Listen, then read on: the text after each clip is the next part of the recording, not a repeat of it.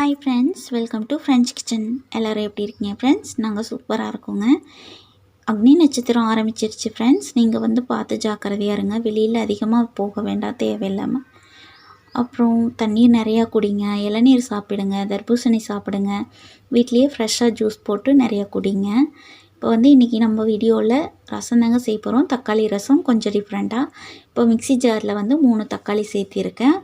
கொஞ்சம் கொத்தமல்லி தழை, 1 டீஸ்பூன் அளவுக்கு மிளகு ஜீரகம், ஒரு 5 பல் பூண்டு, 2 காஞ்ச மிளகா, கொஞ்சம் கருவேப்பிலை பொடி போட்டு நல்லா அரைச்சிட்டு வந்துடலாங்க. இது இப்படியே இருக்கட்டும். நம்ம புளி ஒரு பெரிய லெமன் சைஸ் அளவுக்கு எடுத்துருக்கேன். அதை நல்லா கரைச்சி விட்டுக்கலாம். இப்போ அது கூட இந்த நம்ம அரைச்சிட்டு அந்த விழுதை சேர்த்திக்கலாங்க. தண்ணீர் தேவையான அளவுக்கு சேர்த்திக்கோங்க. புளிப்பு எந்த அளவுக்கு தேவையோ அந்த அளவுக்கு பார்த்து வச்சுக்கோங்க. உப்பு தேவையான அளவுக்கு போட்டு மறுபடியும் ஒரு கொஞ்சம் கொத்தமல்லி தழைகள் போட்டு நல்லா கரைச்சி விட்டுக்கலாங்க. கையிலேயே நல்லா அழுத்தி நல்லா கரைச்சி விடுங்க. அந்த வாசனையே செம்மையாக இருக்குங்க, சூப்பராக இருக்கும். இந்த மாதிரி மட்டும் ஒரு தடவை செஞ்சு பாருங்கள். மறுபடி இந்த மாதிரியே தான் ரசம் வைப்பீங்க. இப்போ அடுப்பில் ஒரு கடாயை வச்சுக்கலாம். கடாய் சூடானதும் ஆயில் சேர்த்து கடுகு உளுத்தம் பருப்பு 1 டீஸ்பூன் அளவுக்கு சேர்த்திக்கலாங்க. அது நல்லா பொரிஞ்சு வரட்டும்.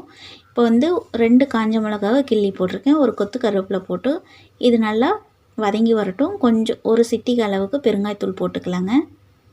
நல்லா வதக்கி விட்டுக்கலாங்க. இப்போ நம்ம கரைச்சி ரெடியாக வச்சுருக்க அந்த ரசத்தை சேர்த்திக்கலாம்.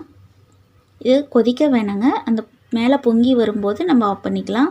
இப்போ பொங்கி வந்திருக்கு பாருங்கள். இந்த டைமில் வெல்லம் கொஞ்சம் சேர்த்திக்கலாங்க. அந்த புளியை அந்த புளியோட எடுப்பு நம்ம பேலன்ஸ் பண்ணி கொடுக்கும். இது ஆப்ஷனல் தான். வேண்டாம் அப்படிங்கிறவங்க ஸ்கிப் பண்ணிக்கலாம். ஃப்ரெண்ட்ஸ், இந்த மாதிரி செஞ்சு பாருங்கள், சூப்பராக இருக்கும். பாய் ஃப்ரெண்ட்ஸ், தேங்க்ஸ் ஃபார் வாட்சிங்.